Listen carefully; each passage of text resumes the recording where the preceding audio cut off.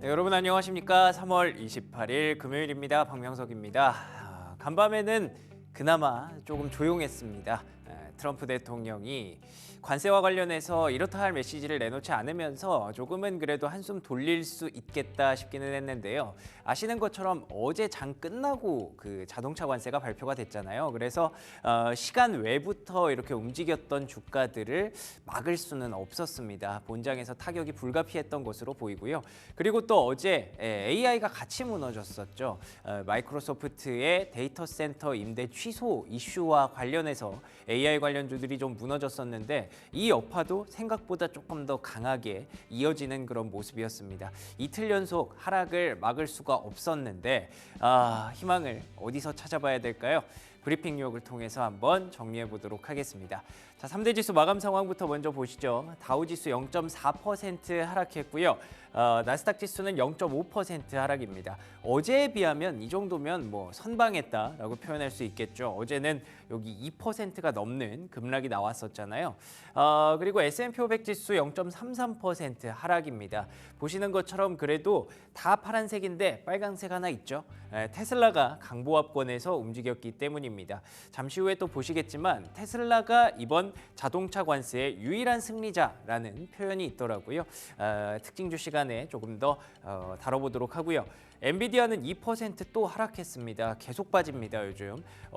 방금 말씀드렸던 마이크로소프트의 데이터 센터 이슈뿐만 아니라 곳곳에서 지금 뭔가 문제들을 찾고 있는 그런 느낌이더라고요. AI 섹터가 일단은 뭔가 조금 위기를 맞은 그런 상황입니다. 여기 보시는 것처럼 엠러빈, 애플로빈이라고도 부르시는 것 같은데 이 종목도 AI 쪽에서 많이 주목받았던, 각광받았던 그런 종목이잖아요. 그런데 공매도 리포트가 나왔습니다. 엠러빈의 어떤 수익성 평가 과정이 뭔가 문제가 있다라는 부분을 지적을 받으면서 20% 폭락을 했고 이 흐름이 결국 AI에 조금 악영향을 같이 미쳤다라고 보시면 될 것 같은데요. 그러면 체크 포인트 세 가지 먼저 정리해 보도록 하겠습니다. 자, 첫 번째로는 역시나 관세입니다. 간밤에는 조금 조용했다라고 말씀드렸지만 아예 아무 말도 안 한 건 아닙니다. 대표적으로 보복해봐 이렇게 제목을 달았는데 보시는 것처럼 유럽과 캐나다가 만약에 더 큰 보복을 하게 된다면 미국에게 경제적인 어떤 피해를 입히게 된다면 far larger 그러니까 훨씬 더 큰 보복 관세를 맞게 될 거야. 그러니까 보복할 수 있으면 해봐 이렇게 얘기를 한 거죠. 그러면 유럽과 캐나다가 어떻게 반응했을까요? 다음 장 넘겨주시면 일단 유럽에서 특히 자동차 하면은 독삼사잖아요. 독일에서 바로 이제 슬램 그러니까 비난을 했습니다. 트럼프의 25% 관세가 미국과 유럽 모두에게 그리고 글로벌 트레이드 전체 전 세계 무역 모두에게 배드 뉴스다라고 얘기했지만 비난은 하되 보복은 안 했죠. 그리고 또 캐나다 역시 마찬가지였습니다. 캐나다의 새로운 프라임 미니스터 총리인데요. 이분이 여기 뭐 캐나다는 강하다 이런 캐치프레이즈를 내걸고는 있지만 nothing in response 그러니까 아무 대답도 하지 않았습니다. 아마도 일단은 4월 2일이 남았잖아요. 상호관세까지 보고 보복을 해도 보복을 해야겠다라고 생각을 하는 것 같기도 하고요. 뭐 실제로 트럼프가 이렇게 위협을 했다고 해서 보복을 안 한 것 같지는 않기 때문에 일단은 다음 주까지는 계속 이런 조금 뭐라고 할까요? 좀 숨고르기 장세 이런 것들이 지속되지 않을까. 숨을 좀 죽이고 봐야 되는 그런 글로벌 트레이드의 어떤 움직임이었다라고 보시면 될 것 같고요. 다음 장 넘겨주시면요. 그래도 피해가 없을 수는 없잖아요. 보복 관세 안 들어갔다고. 그래서 유럽의 산탄데르 그룹의 CEO가 이런 얘기를 했네요. 사실 결국 관세도 세금이니까 세금은 누가 내죠? 우리가 내는 거거든요.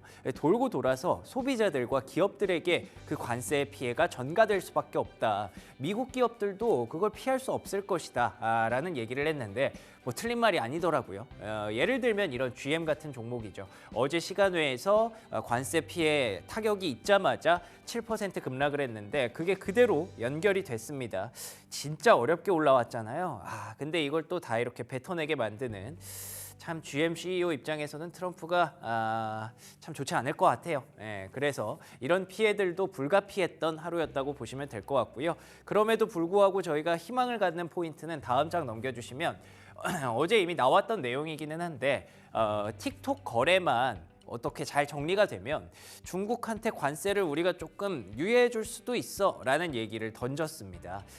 그래서 결과론적으로 보면 트럼프의 관세 전쟁이 결국 뭔가를 얻어내기 위한 그런 싸움이고 협상을 위한 카드라고 충분히 해석하는 것도 다르진 않은데 어쨌든 앞서 보신 것처럼 이 당장 단기적인 피해가 불가피하기 때문에 지금은 뭐 우리는 계속 숨죽여서 상호관세 발표되고 어떤 보복들이 나오는지까지는 보고 대응해도 늦지 않겠다라고 말씀드릴 수가 있겠습니다.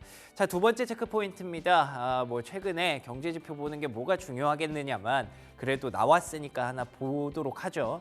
이게 4분기 GDP 성장률입니다. 사실 4분기 거라서 지금 너무 지나간 지 오래된 거라서 작년 4분기니까요. 뭐 크게 중요하진 않은데 어쨌든 계속 이게 막 예비치, 속보치 이런 것들이 계속 수정되잖아요. 근데 이번에 좀 뚝 떨어졌습니다. 4분기부터 경기가 조금 안 좋다라는 것들을 다시 한번 확인을 했고요. 근데 1분기 GDP 성장률이 훨씬 더 중요하니까 이제 그거 나올 때까지는 좀 더 반응을 기다려보도록 하죠. 다음 장 넘겨주시면 주간 실업수당 청구 건수는 뭔가 좀 안정적인 그런 느낌입니다. 뭐 곳곳에서 뭐 사람 자른다는 얘기들이 계속 들리고 있는데 의외로 실업수당 청구하는 사람들은 22만 건 수준에서 계속 머물러 있어요. 한 4주 내내 22만 건 수준이죠. 그래서 결국 우리가 고민되는 건 다음 장 넘겨주시면 금리가 또 올랐습니다. 이렇게 불확실성이 커지고 경기가 생각보다 안 좋다라고 하면 금리가 떨어져야 되는데 보셨던 것처럼 뭐 4분기 GDP 성장률 금리에 크게 영향 주지 않고요. 주간 실업수당 청구 건수 나름대로 안정적으로 유지가 되고 있습니다. 그러면은 또 금리가 굳이 떨어질 이유는 없는 거죠. 그래서 이제 아마 트럼프 내각의 어떤 그런 고민도 클 것 같아요. 아시는 것처럼 베센트 재무부 장관은 금리 내리는 게 제1 본인의 과제라고 생각을 하고 있거든요. 근데 이 금리를 쉽게 내릴 수도 없고 쉽게 내려가지도 않죠. 그런데다가 지금 뭐 관세 부과하고 막 난리가 났는데도 불구하고 금리가 계속 올라갑니다. 결국 이렇게 되면 미국의 재정 적자 문제를 해소하기는 지금 좀 어려운 상황이고 뭐 아마 주식시장보다 금리를 더 많이 보고 있을 텐데 이에 대해서 어떤 보관이 나올지 제발 그 보관을 좀 잘 만들어줬으면 좋겠다라는 생각이 있습니다. 자, 그러면 세 번째 체크 포인트 이에 대해서 시장의 어떤 반응들 앞으로 S&P 500이 어떻게 진행이 될까에 대한 전망들 몇 개 가져와 봤는데요. 페어리드라는 곳에서 그러니까 4월 중반 혹은 후반까지는 아마 코렉션 조정이 지속될 가능성이 높다라고 얘기를 합니다. 지금은 뭐 조정이라고 하기보다는 급락이죠. 하락이죠. 하락인데 이 조정 장세가 계속 4월까지는 이어질 수밖에 없다라고 보는 건 뭐 보복 관세라든지 이런 것들까지 다 감안을 한 스케줄 얘기인 것 같아요. 그래서 당분간 조정을 피할 수 없다라고 보고 있는데 다음 장 넘겨주시면 그래도 우리는 계속 이럴 때마다 그 유동성 얘기를 하게 되죠. 연준을 찾게 되고요. 연준이 뭔가 좀 해주지 않을까? 그래서 2025년 그러니까 올해 미국 유동성이 JP모건에서 봤을 때 벌써 1조 6천억 달러가 늘었다고 합니다. 이게 왜 늘었는고 찾아보니까요.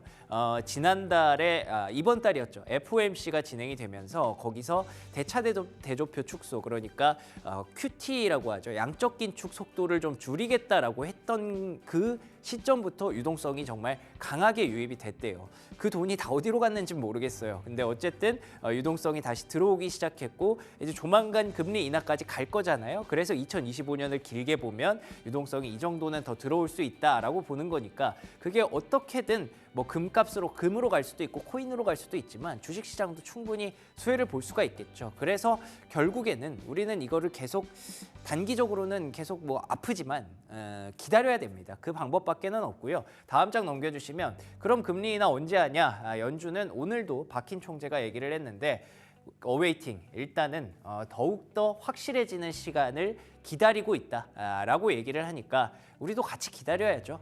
뭐 4월에는 계속 확실하지 않을 거잖아요. 4월 2일에 보복관세, 상호관세 부과되고 계속 보복관세 때문에 뭔가 크고 작은 다툼들이 있을 테니까 결국에는 정말로 연준이 얘기한 대로 한 6월 정도 되면 그때부터는 지금 시장도 좀 꽃이 피지 않을까 조심스럽지만 한번 기대를 해봅니다. 자, 종목으로 한번 이어갈게요.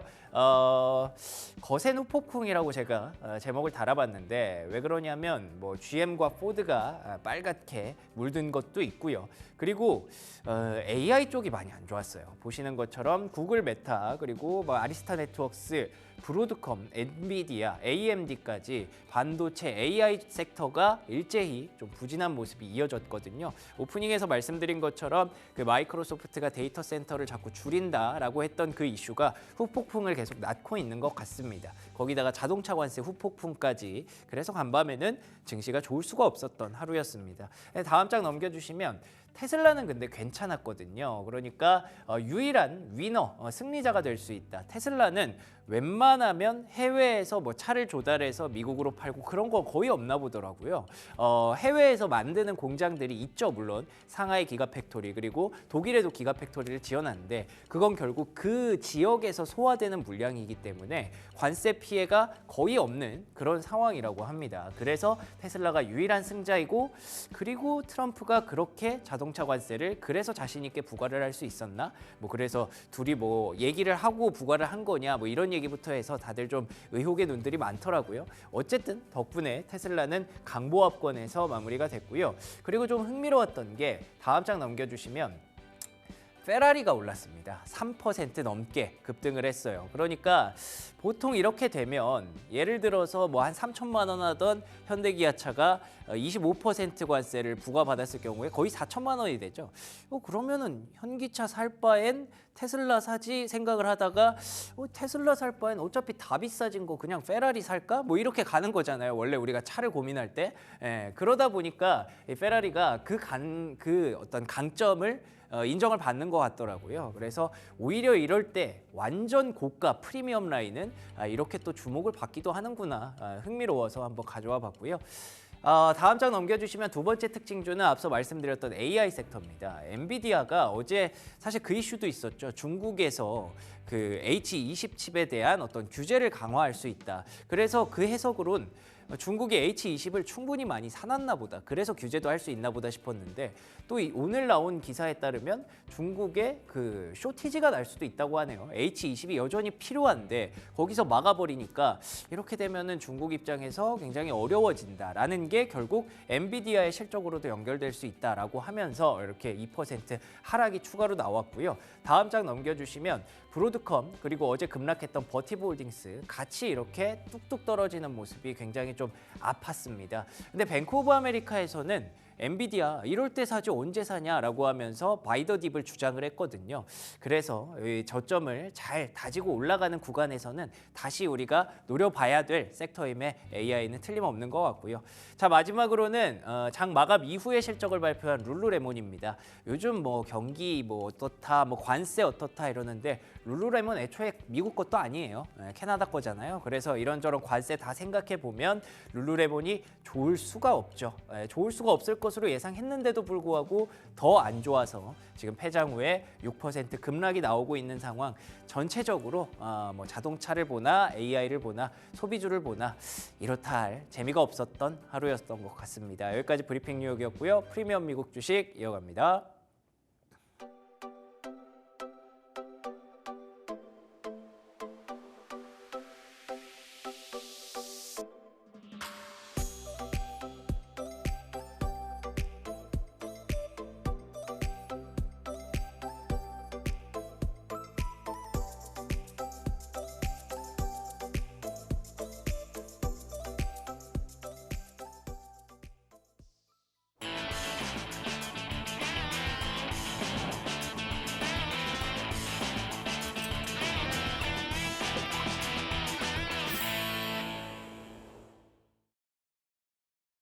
프리미엄 미국 주식 시작합니다. 금요일 시간 함께하는 유니스토리 자산운용 김장렬 투자전략본부장 나오셨습니다. 안녕하십니까? 네, 안녕하십니까? 네, 반갑습니다.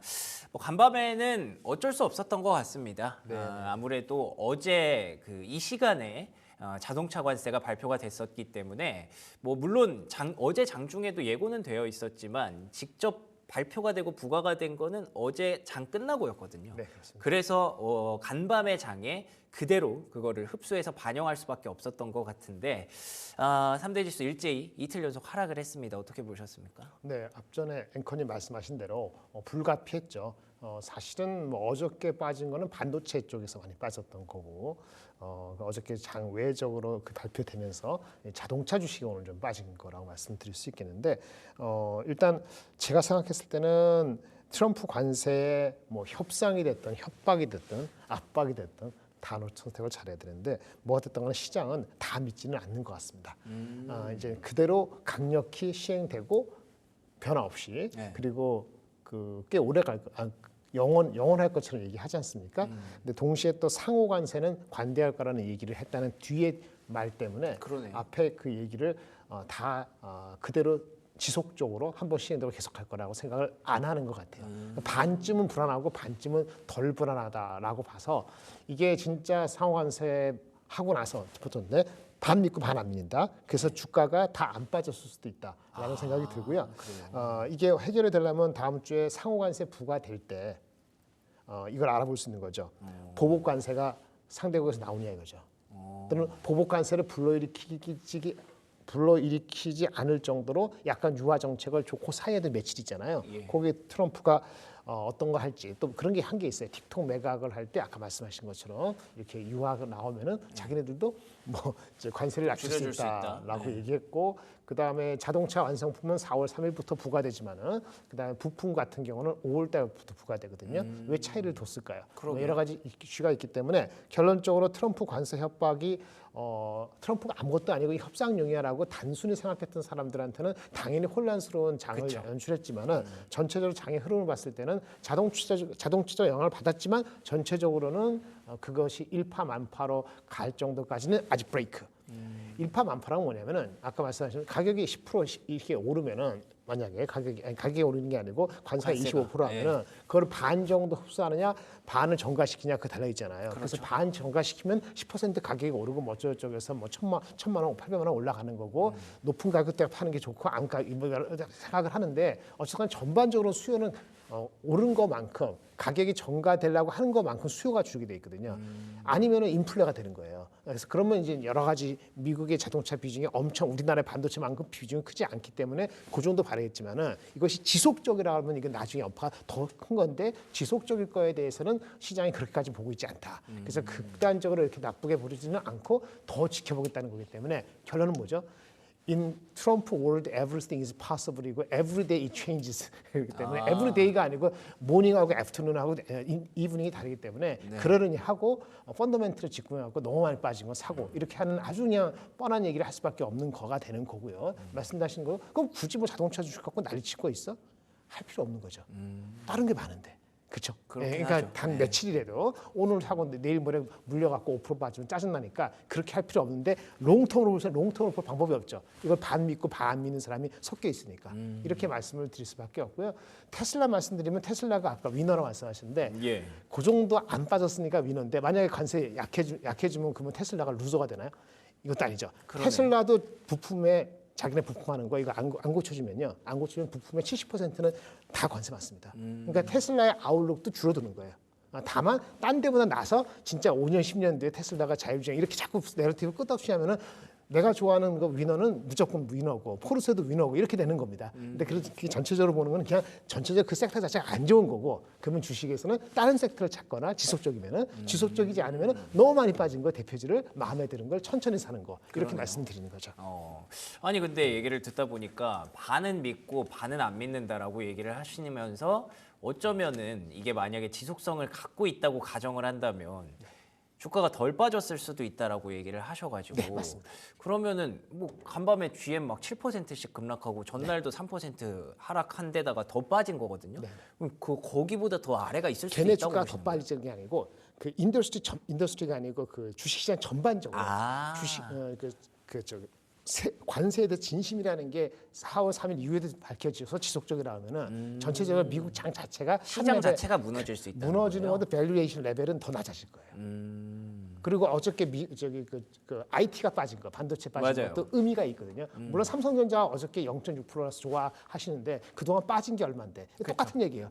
상대적으로 미리 빠졌고 덜 맞아 조금 좋아지는 게 있으니까 올라가는 건데 그렇다고 해서 그것이 위너라고 얘기하기는 장의 흐름에서 IT의 데이터 센터가 줄어들고 버블일 수도 있고라는 생각이 들면은 네네. 만약에 그렇게 좋으면은 하이닉스가 어저께 왜 그 위에 사람이 그런 얘기를 했을까요? 하이닉스는 그랬거든요. 그 반도체 디램 가격을 마이크론이 올린다 했잖아요. 11% 목표로. 아 그래요? 가격 마이크론이 가격을 올리는 걸 통보를 했거든요. 예. 목표는 11%로 가격이 올라갈 거 불가피하라고 통보를 해서 주가가 지금 우리가 버틴 거예요. 예. 그런데 마이크론하고 하이닉스는 정작 주가가 안 올랐잖아요. 네. 그렇죠. 그렇죠. 하이닉스가 뭐라 그러냐면 우리는 시장이 좋아진 거 맞는데 레거시가 낸드부터 와서 근데 뭐라 그러냐면은 이게 그 관세 영향 때문인지 뭔지 모르지만 매수, 선춤의 성격이 좀 있기 때문에 신중히 고객의 요구 사항에 실질적으로 그때 유연하게 대처한다고 했거든요. 흥분하지 않는 거예요. 그러니까 우리가 주가 시장에서는 반도체가 지금 레거시에 올라가는 것이 완전히 한 트렌드로 1, 2년 갈 수 있는 그런 트렌드로 보는 게 아니고 어떻게 보면은 단기에 끝날 수도 있고 안 끝나길 바라지만은 그럴 수도 있기 때문에 결국은 AI를 봐야 되는데 AI의 잡음이 알리바바 아저씨가 얘기했다고 믿는 것도 아닙니다. 그것도 반 이하로 치부하질 거지만 예. 마이크로소프트 데이터 센터 취소됐다는 게 다시 한번 강조되고 그게 컸죠. 그다음에 그 중국이 미국에 대해서 너네 잘 파는 거 우리가 사고주는 거 있잖아. 이렇게 생각할 수 있어요. 아니 이거 필요 없어. 우리가 개발한 게 있어. 이렇게 뻗당겨갖고 네고시에이션 툴로 쓸 수도 있고 실제 미국을 괴롭히려고 다른 거 얻기 위해서 그렇게 할 수도 있는데 어쨌든 그것이 불확실성이 있다 보니까 전체적으로 이게 더 중요하거든요. 그러면 이제 엔비디아나 엔비디아나 브로드컴이나 TSMC는 못 가는 거죠. 그럼 엔비디아, TSMC하고 이런 것이 못 갈 때 과연 삼성전자 하이닉스의 멀티플은 편안히 올라갈 것이냐? 그건 안 되죠. 그게 어렵기 때문에 전체적으로 장을 볼 때 비관하라는 게 아니고 버티는 주식이 그렇게 만만한 건 아니라는 걸 동시에 보셔야 되는 겁니다. 어떻게 보면은 장이 만약에 5% 10%나 그렇지 않는 3, 4%더 빠지면 말이죠. 빠지는 거는 더 빠질 거 아니겠어요. 그렇죠. 버티는 건 버티겠죠. 근데 갑자기 뒤바뀔 수 있죠. 그렇죠. 그러면 저점 매수를 하는 게 더 중요한 것인지 그냥 버티고는 편하다 해서 다 여기를 몰아가는 게 중요할 것인지 고민되네요. 그렇죠. 고민하는 시점이 곧 오는 겁니다. 왜냐하면 우리나라도 이제 뭐 조선 방사 변압기 많이 빠졌잖아요. 그러면 그거 많이 빠진 거에서 들어가는 게 갈지. 좋을지 버틴 거를 엔터테인먼트는 좋지만 그래서 믹스해야 되는 건데 쉽지 않은 것처럼 미국도 그런 거죠. 그러니까 자동차주가 더 빠진다기보다는 아까 폭스바겐 포함해서 16% 빠진 거잖아요. 걔네 어닝이 이거 관세 때문에 20% 빠지질 않을 겁니다. 그렇겠죠. 그러니까 더 빠지는 룸이 많지는 않은 거예요. 네. 그래서 패닉은 아니다 이거죠. 근데 만약에 관세에 조금만 유화되면 또 반등을 세게 하거든요. 그럴 수 있죠. 현대차 같은 경우도 뭐 미국 진다 해서 막 갔다가 네. 근데 이거 관세 빠진 거야 했는데 안 빠진 거네. 그럼 미국에 판매되는 거 50%는 어떻게? 그냥 다시 돌아오면 된 건데 다시 완화진다면 또 어떻게 되는지 모르잖아요. 네. 그러니까 적당한 밸류가 얼마인지 이거 관세를 맞았을 경우에 15% 빠지는 건지 이익이 그러면 15% 빠지는데 주가가 8% 빠지는 이거 계산을 하는 사람은 그걸 볼 것이고 골치 아프면 엔터테인 가고 아까 룰루랄라 가고 그러는 거죠. 룰루레몬.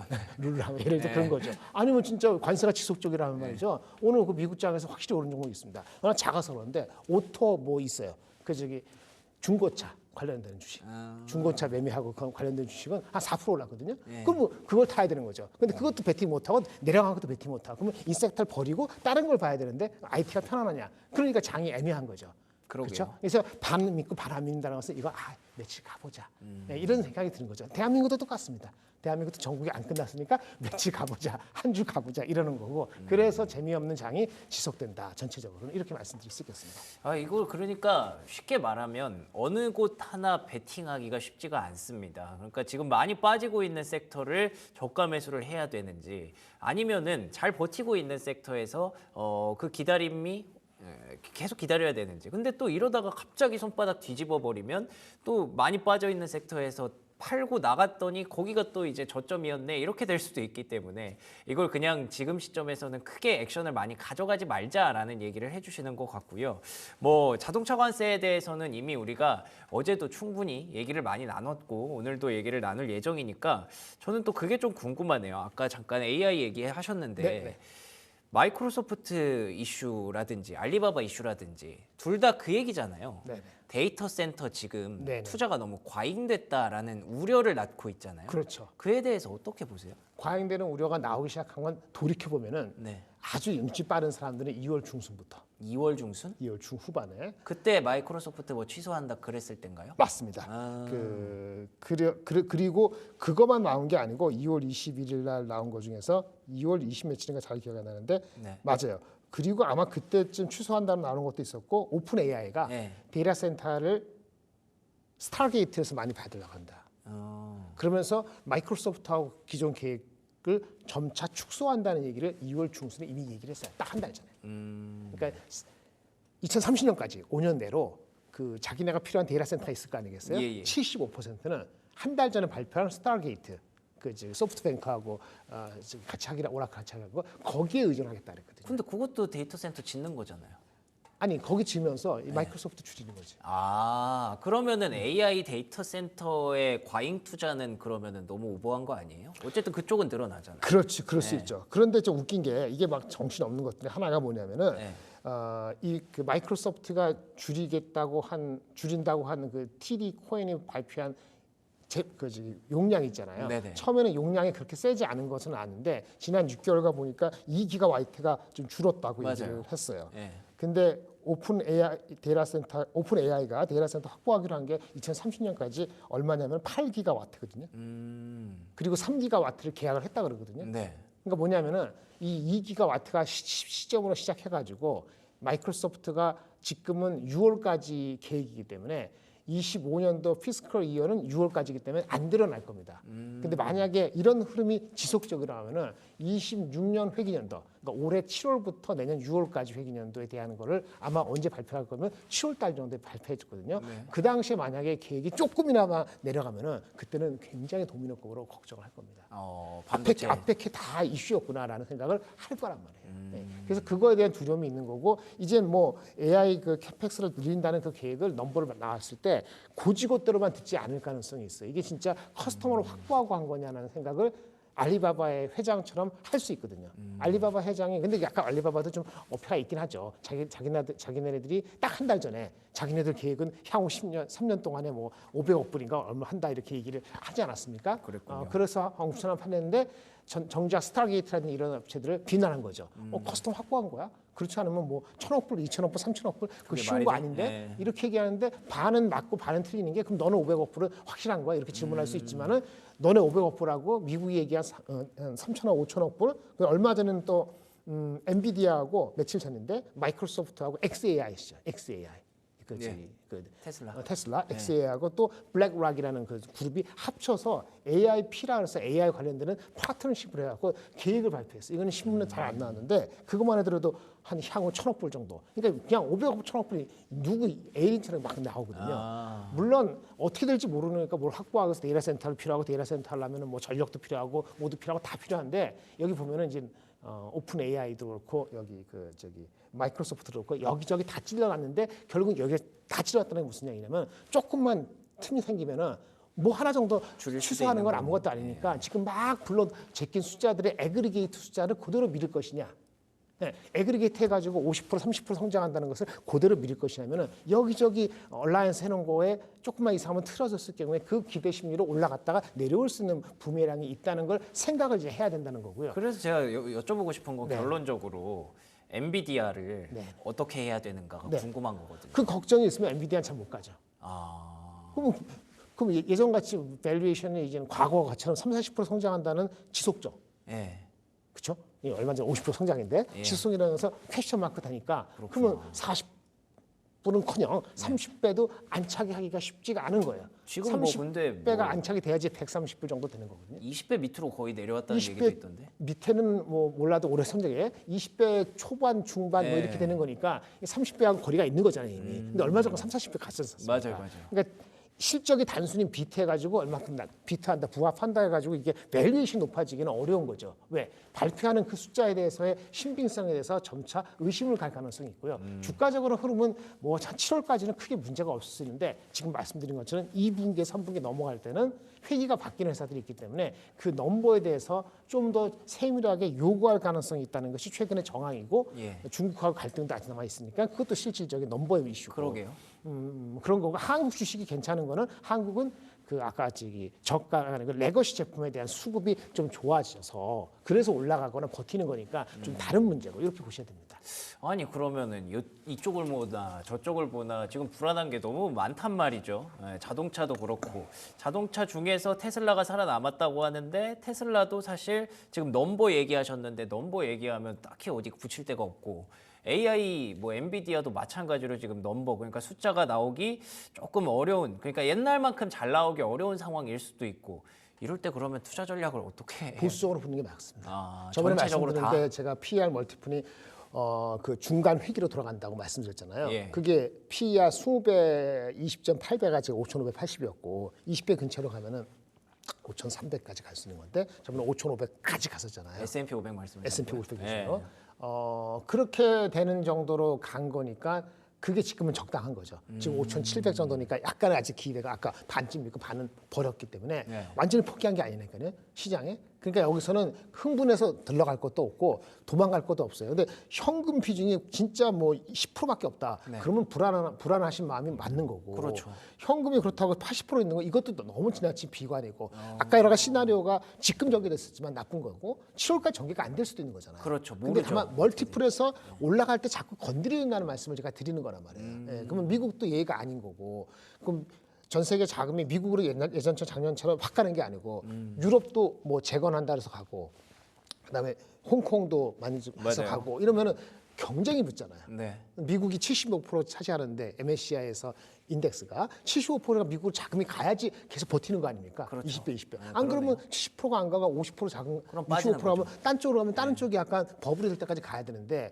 그러면 유럽하고 홍콩이 버블이냐? 그건 아니거든요. 조금 가파랐기 때문에 최근 조정받은 거고 그냥 경쟁이 심한 거예요. 그러다가 만약 한국 같은 경우는 한국 동학 상황이 있습니다. 만약에 우리나라 입장에서 좋게 생각해서 상법 개정한다든지 아니면 정국이 굉장히 갑자기 안정화되면 이쪽 자금 확 들어올 걸요. 그럴 수도 있겠죠. 그런 게 있기 때문에 네. 미국의 주식에 대해서 지금의 조정을 받았다고 하지만 이게 뭐 크라이시스로 뭐 5,300, 200 간다고 얘기하는 건 아니지만은 네. 이것이 평균 정도에서 약간 프리미엄 준 거면은 그냥 그걸 관망하는 모든 사람의 심리가 적절히 녹아 있기 때문에 종목과 섹터를 잘해야 되는데 보수적인 사람이라면은 굳이 그렇죠. 리스크가 있는 쪽에 많이 들어갈 필요는 없다. 그러네요. 자기 생각에 한 3분의 1이나 4분의 1만 들어가고 예. 그날 아침하고 저녁하고 대응을 달리하거나 좀 침착하게 하시는 것이 필요하다 이렇게 말씀을 드리겠습니다. 미국은 엔터가 없죠. 있죠. 뭐 라이브 네이션 뭐 이런. 그래요? 네. 몰라요. 한국의 엔터처럼 그런 거 주시하시는 게 저는. 아, 그러네요. 알겠습니다. 그러니까 결론적으로 정리해드리면 지금 과도한 낙관은 애초에 낙관은 거의 없고요.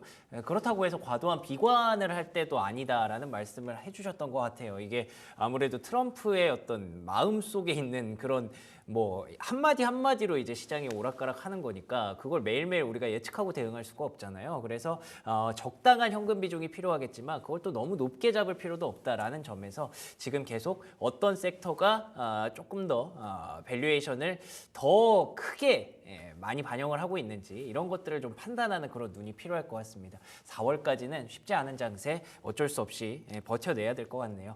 자, 지금까지 김장열 투자전략본부장과 얘기 나눠봤습니다. 오늘도 좋은 말씀 고맙습니다. 네, 고맙습니다.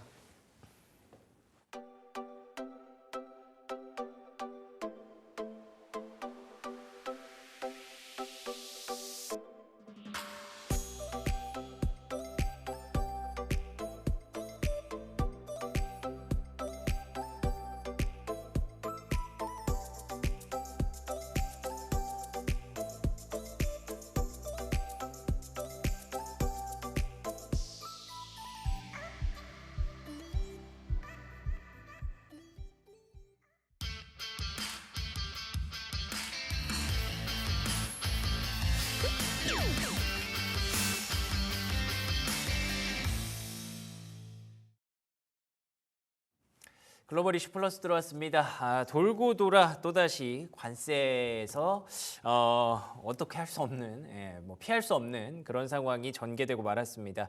4월 2일 상호관세 발표를 앞두고 있는 상황에서 또 갑작스럽게 자동차 관세 25%가 부과되면서 각국에서 지금 비상이 됐죠. 특히나 대한민국 입장에서는 또 자동차가 워낙에 중요하기 때문에 이에 대해서 우리는 어떤 전략을 좀 가져가야 될지 경제평론가 권혁중 평론가와 얘기 나눠보도록 하겠습니다. 안녕하십니까? 네, 안녕하십니까? 네, 반갑습니다. 뭐 말씀드린 대로 25% 관세가 어제 이 시간부로 부여가 됐습니다. 네. 상호관세 전에 갑자기 이렇게 발표할 줄은 몰랐는데 어떤 상황인가요 지금? 네, 그렇습니다. 뭐 자동차에 대해서 25% 이제 관세가 이제 부과가 됐고요.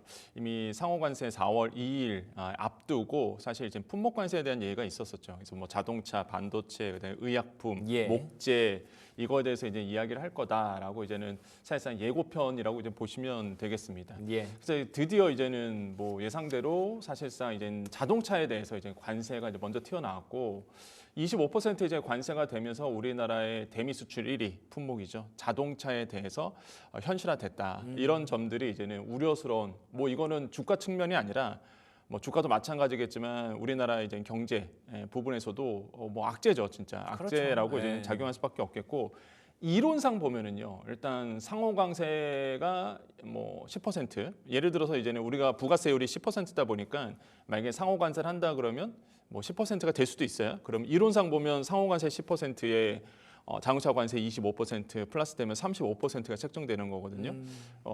감당할 수 있는 영역은 아니라고 봅니다. 왜냐하면 그동안 우리가 FTA 때문에 무관세로 우리나라의 자동차가 미국에 수출돼서 굉장히 잘 팔리고 있는 상황에서 여기에 35%의 관세를 맞아버리면 미국 소비자들이 가격 때문에라도 머뭇거리게 된다는 안 거죠. 사죠. 예. 그러다 보니까 사실 이게 이제 주가에 고스란히 이제 어제 이제 반영이 됐던 거고요. 그러다 보니까 지금 우리나라의 자동차에 대한 뭐 악재다라고 보시면 되겠고, 제가 아까 말씀드렸잖아요. 이게 자동차뿐만 아니라 그 2차, 3차 밴드 회사라든지 서플라이 체인 자체가 이제 무너지는 현상이 일어날 수밖에 없다라고 보고 있는데 이게 규모가 어느 정도 되냐 그러면 지난해 대미 자동차 수출액이 347억 달러입니다. 이게 우리 돈으로 50조 원 되고요. 엄청나게 크죠. 그 다음에 이게 우리나라의 전체 수출로 본다 그러면 자동차 차지하는 게 3분의 1 정도 차지를 해요. 그 정도로 자동차의 파이가 굉장히 크고 그러네요. 무엇보다 미국 쪽으로 흐르는 그러니까 미국향 수출에서 봤을 때 자동차가 1위입니다. 아까도 말씀드렸죠. 많은 분들이 이제 반도체가 1위 아니야? 라고 생각하시는데 아니에요. 미국 쪽만 본다 그러면 미국 시장만 본다 그러면 이게 자동차가 대미 수출 1위고요. 반도체가 2위인데 그 수출액으로만 본다 그러면 이 자동차 수출액이 반도체보다 3배가 많습니다. 그러니까 그 정도로 자동차에 우리가 미국 쪽으로 흐르는 게 굉장히 커요. 그러니까 그러네요. 이게 만약에 관세를 정말로 이제는 뭐 현실화된다라고 본다 그러면 현실화됐죠. 이미 20% 맞았으니까. 근데 이제는 만약에 이게 실제적으로 25%가 완결로 끝난다 그러면 이게 저는 걱정스러운 게 뭐 현대자동차뿐만 아니라 뭐 자동차 관련된 모든 섹터들이 이제는 악영향을 받을 수밖에 없다라고 저는 생각을 하고 있어요. 그래서 이런 점들이 좀 우려스럽다라고 말씀드립니다. 그렇죠. 뭐 피할 수 없는 그런 상황이고 진짜로 25%가 현실화가 계속 영구적으로 진행이 된다면 대한민국 자동차 업계가 타격을 뭐 불가피하죠. 예, 뭐 그건 불보듯 뻔한 일이기 때문에 지금 우리가 걱정하는 것도 뭐 의미가 없어요. 예, 그냥 이대로 맞아야 되는 그런 상황이어서 참 뭐 어떤 대응을 잡기도 어려운 그런 분위기인데, 근데 이 전까지의 분위기만 잠깐 놓고 보면 왜 현대차가 이제 가서 이제 공장 짓는다고 하니까 뭐 백악관까지 초청을 해가지고 예, 되게 좋은 분위기 한번 만들었었잖아요. 그리고 또 이 자동차 관세 발표하기 직전에는 상호 관세에 대해서 뭔가 좀 관대하게 처리할 것이다. 이런 유화적인 제스처들이 분명히 있었단 말이에요.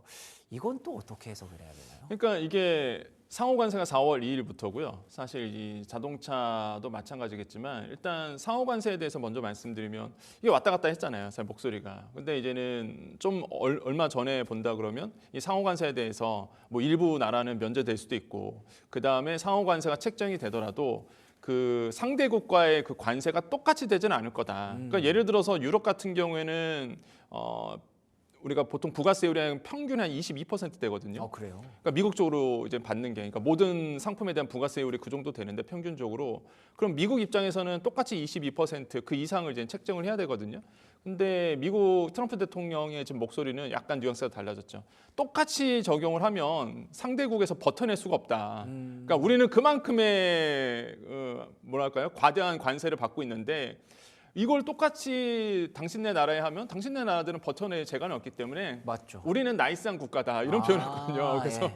나이스하기 때문에 좀 줄여줄 수도 있다 이런 얘기하면서 약간 상호관세에 대해서 유화적인 어떤 제스처를 취하고는 있습니다 현재. 근데 모르죠 이거는 또 어떻게 바뀔지. 맞아요. 근데 트럼프 대통령의 기본적인 전략이죠. 제가 요즘에 책을 다시 한번 읽고 있는 책이 바로 거래 기술입니다. 이 트럼프 대통령이 87년도에 예. 나이가 40대 초반에 썼던 자서전이 있어요.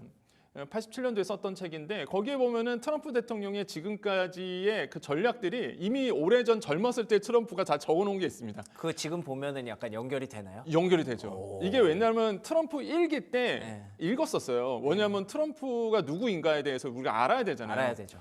근데 다시 읽고 있어요.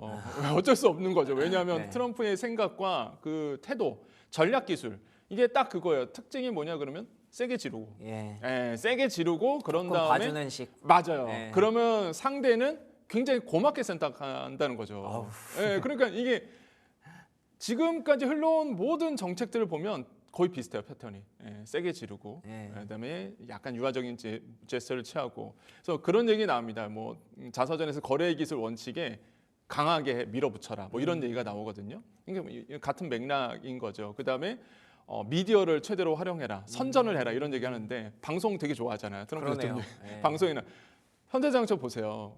현대자동차 정의선 회장을 카메라 앞에 세워서 그러니까요. 같이 옆에서 이렇게 투자 발표해서 봐라 내가 이렇게 관세 세게 하니 이렇게 상대 나라 CEO가 와서 알아서 이렇게 지어주지 않느냐. 발표하지 않느냐. 그러면서 굉장히 이런 것들이 전략적으로 저는 움직이고 있다라고 저는 생각을 해봅니다. 그렇군요.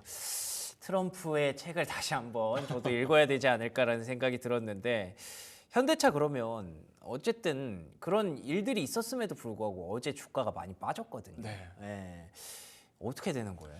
그러니까 단기적인 영향을 봐요. 네. 그러니까 저는 어떻게 생각하냐면 당연히 이제는 관세 이슈가 터졌고 25%의 관세를 받기 때문에 당연히 뭐 주가 측면에서는 악영향이 될 수밖에 없고요. 피할 수는 없었고. 피할 수 없으니까 네. 일단은 가격 경쟁력에서 미국 시장에서 잃어버릴 가능성이 있잖아요. 그러면 판매량이 이제 둔화될 수 있고 이게 업황에 그대로 영업이익에 미칠 수 있는 영향이다 보니까 당연히 뭐 주가가 빠지는 거는 예상이 됐던 부분이었습니다. 예. 근데 문제는 그거예요. 앞으로 더 빠지겠냐라고 봤을 때 저는 좀 다른 생각을 가지고 있습니다.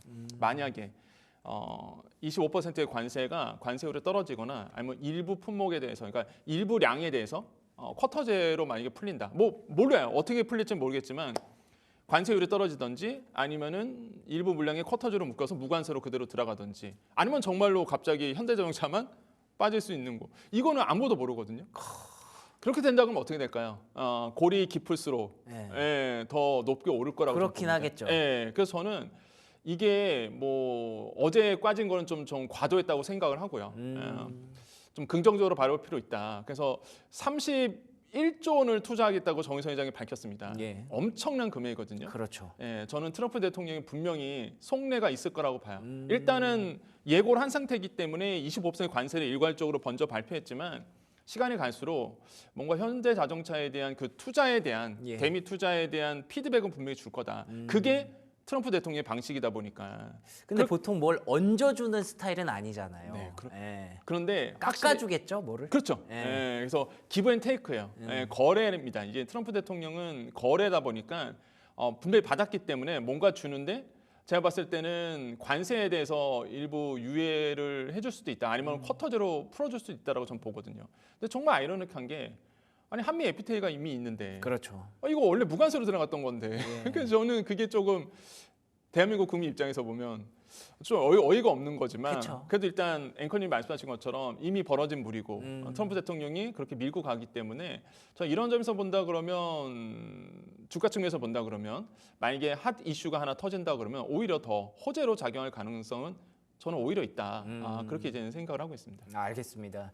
뭐 그렇게 됐으면 좋겠지만 그렇죠. 뭐 저희가 이제 예를 들어서 트럼프 입장이라고 생각해 보면 또 아무리 현대차가 이쁜 짓을 했다고 해서 현대차만 제외해주겠다 이것도 이상해요. 네, 그렇죠. 그래서 이게 참 복잡한 그런 문제기는 한데 뭔가 방법이 있겠죠. 그렇게 좋은 분위기를 만들었고 아주 위대한 기업이다라고 극찬을 해줬는데 뭔가 좀 다른 방안을 잘 어떻게 좀 만들어줬으면 좋겠네요. 일단 좀 기다려봐야 될 것 같고요. 그러니까 그걸 말씀드려요.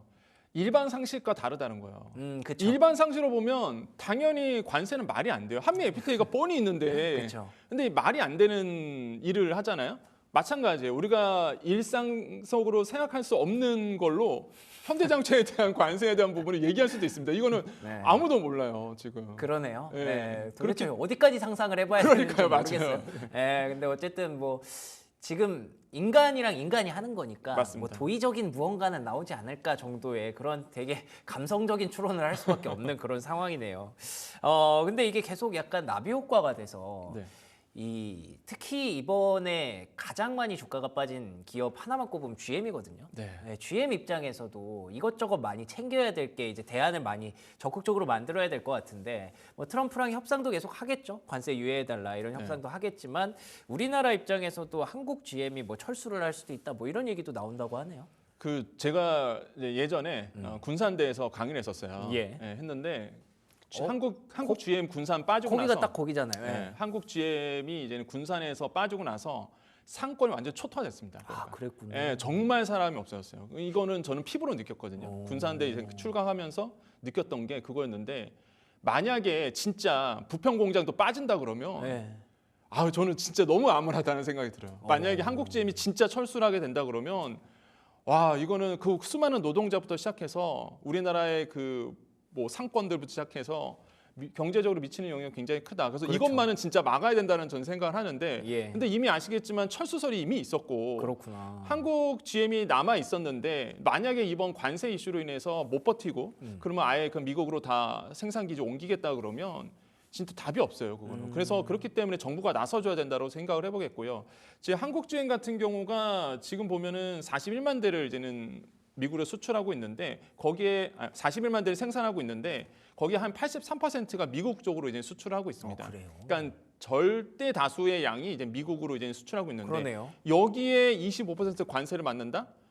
마찬가지죠. 예, 가격에 대한 문제가 또 생기다 보니까 이거에 대해서 이제는 한국 GM은 메리트가 없죠. 생각을 달리할 수도 있어요, 예. 진짜. 이번 기회에 이번 핑계로 철수해야 되겠다라는 생각이 나올 수도 있습니다. 이것만은 진짜 빨리 막아줘야 되고 저는 가장 걱정스러운 게 뭐 우리가 한국 GM도 얘기하고 있지만 뭐 현대자동차의 울산 공장이 그러네요. 자동차 공장 중에서 단일 공장 중에서 엄청나게 규모가 크거든요. 이 생산량이 줄어들 거 아닙니까 일단. 그렇죠. 그러면은 아시겠지만 울산 부유한 도시입니다. 교육열도 높고 예. 소득 수준도 높고 그렇죠. 영향을 줄 수가 있다라는 거죠. 그래서 지금 뭐 모든 신문이 다 얘기하고 있지만은 이 현대자동차의 관세 이슈는 단순히 뭐 관세로서 끝나는 게 아니라 그러네요. 우리 경제 GDP에 영향도 줄 수 있다라는 거 이런 점들이 좀 우려스럽고 오죽하면 일본이 걱정하겠어요. 일본 언론들이 지금 무슨 얘기를 하고 있냐면 뭐라고 하던가요? 우리나라에 그러면 생산 기지가 없어지고 네. 그러면 노동자들의 일자리가 사라질 거고. 그 대한민국 얘기를 해주는 거예요? 네, 대한민국 얘기한다니까요. 걱정하고 있어요. 굳이? 그러니까요. 그래서 그걸 보면서도 이게 단순히 어떤 주가의 문제를 넘어서 그러네요. 예, 네. 경제 전체에 전반에 미치는 영향이 굉장히 크구나라는 네. 생각을 해봅니다. 저도 방금 그 생각이 딱 들었으면 이거 우리가 주가 걱정할 게 아니구나. 네. 네, 오히려 더 큰 어떤 패러다임의 걱정이 앞설 수도 있겠구나라는 생각이 들어서 참 안타깝네요. 근데 저희가 이제 완성차 얘기를 많이 했는데 아까 자동차 업계 전반에 미치는 영향이 클 거라고 하셨잖아요. 부품 업체들도 고민이 많겠어요. 그렇죠. 이게 저는 당분간은 부품 업계랑 그 다음에 자동차, 현대자동차, 기아자동차 주가가 커플링으로 같이 움직일 거다라고 봐요. 물론 뭐 그동안 같이 움직여왔지만 더 강화될 거다라고 봅니다. 일단 아시겠지만은 완성차 업체가 만약에 물량이 줄어든다 그러면 당연히 부품 그건 업체가 당연하죠. 줄어들 네. 수밖에 없고 근데 문제는 그거예요. 완성차 업체는 사실 생산 기지를 이전할 수 있습니다. 지금 보시면 현대자동차가 사실상 이제는 미국 쪽으로 그렇죠. 강화를 하면 되니까. 예. 메타 플랜트 완공됐잖아요. 준공이 맞아요. 됐잖아요. 네. 그럼 거기서 이제 20만 대가 더 뽑아져 나올 텐데 이 생산 기지 이전할 수 있거든요. 근데 그렇죠. 부품이나 협력 업체들은요. 미국으로 갈 수가 없어요. 그러네요. 돈이 없는데 어떻게 갑니까? 그러니까 이게 문제예요, 이게. 그러면 국내 물량은 줄어들 거고. 그렇게 되면 생산해봤자 팔릴 뭐 사줄 곳도 없고. 그러니까 이제는 말 그대로 서플라이 체인이 완전히 이제 무너진다는 거죠. 그러니까 이런 점에서 제가 봤을 때 이제는 부품사에 대한 뭐 협력회사에 대한 아니면은 자동차 관련주들이 당분간은 좀 안 좋은 영향으로 이제 갈 수밖에 없다라고 생각을 해봅니다. 그래서 이런 점들은 뭐 피할 수 없는 영역이라고 보고요. 예. 그러니까 단기적인 충격을 대비를 하셔야 된다 이렇게 보고요. 다시 한번 좀 말씀드리지만 만약에 정말로 트럼프 대통령이 반전을 일으킨다 그러면 예. 마찬가지죠. 그렇죠. 예, 오히려 리바운드는 더 세겠죠. 예, 그렇게 좀 생각을 해봅니다. 알겠습니다.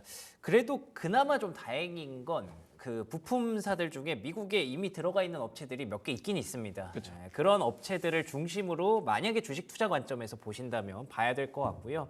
이거는 우리가 계속 증권 방송을 하다 보니까 이제 주식 얘기, 주가 얘기를 많이 했는데 그보다 더 큰 패러다임의 어떤 전환이 일어날 수도 있기 때문에 그런 쪽으로 생각해 보면 어떻게 보면 안타까운 얘기도 있지만 뭐 투자 포인트가 또 생길 수도 있을 것 같아요. 자동화라든지 뭐 로봇이라든지 뭐 이런 것도 계속 고민을 해봐야 되지 않을까 그런 생각이 드는데 사실 이런 거는 저희보다 저희 그 높으신 분들이 열심히 고민을 해주셔서 네. 대안을 좀 찾아주셔야 되지 않겠습니까? 뭐 어떻게 뾰족한 묘수가 있을까요? 지금 뾰족한 모순은 결국에는 정부가 나서서 해야 됩니다. 정의선 회장이 사실 이제 메타플랜트에서 준공식에서 했던 얘기가 있잖아요.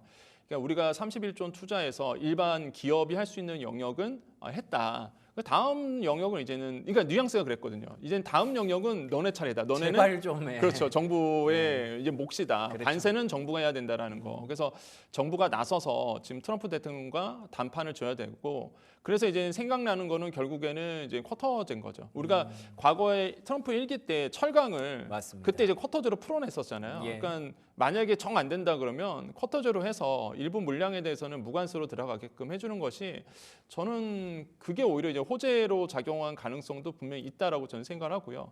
그 정도선에서 만약에 풀어줄 수만 있다 그러면 저는 굉장히 좋은 결과물이다라고 생각을 해봅니다. 그리고 아까 이제는 뭐 주가 측면에서 말씀하셨는데 현대자동차가 저는 그렇게 보거든요. 현대자동차가 이제 자동차 섹터를 넘어서 그쵸. 사실상 이제는 그룹이잖아요. 예, 그러다 보니까 맞습니다. 관련 미래 산업이라든지 로봇이라든지 이런 것들도 이제 같이 이제 보셔야 되는 부분이다. 그래서 물론 지금은 자동차가 메인이겠지만은 뭐 어떻게 될지 모릅니다. 현대자동차라는 이제 그룹이 자동차 모터라는 이걸 빼고요. 그럴 수도 있죠. 예, 정말 그럴 수도 있어요. 기아도 그래서 떼는 거잖아요. 예, 네. 그래서 저는 현대자동차에 대한 미래 성장 가능성에 대해서 뭐 장기적으로 투자하실 분들 같은 경우에는 이런 것들도 같이 생각하셔서 투자하시는 것이 더 올바르지 않을까 이렇게 생각하고 있습니다. 알겠습니다. 기업은 잘 하고 있는 것 같습니다. 대안도 많이 만들어냈고요.